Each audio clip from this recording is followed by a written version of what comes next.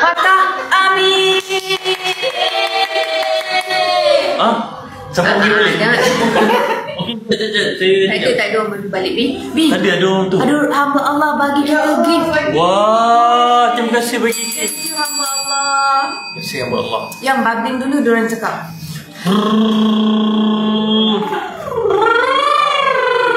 Okey, semua ikut, ini adalah teknik yang kita perlu buat sebelum kita menyanyi. Kak Amira Osman ajar saya buat teknik ni Kalau siapa yang nak menyanyi, nak karaoke ke, nak menyanyi seorang-seorang kat dalam toilet ke, buat benda ni. Satu, dua, tiga.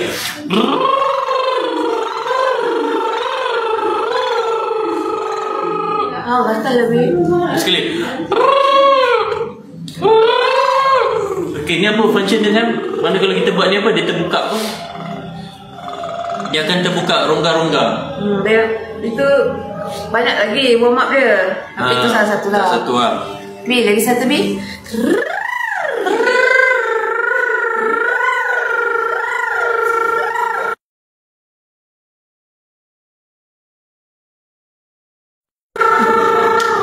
Bunyi RZ. Dah. Sudah yang. Motor tu lagu sangat. Okey yang. Okey. Like 6 million Bi. Like 6 million, alhamdulillah.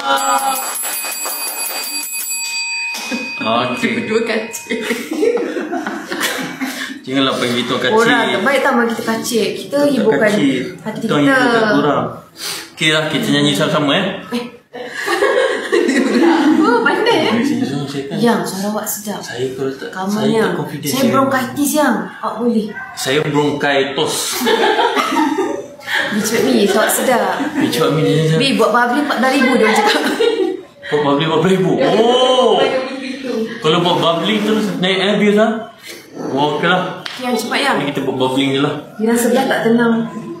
Oh. Mana ada kita orang kat sebelah tak ada. Itu terus naik. Jiran yang bawah yang menyanyi karak. Diorang tahu kita nak nyanyi terus naik. Oh. Air. Bi tak apa awak yang nyanyi. Yang tak apa. Tak bagi awak air.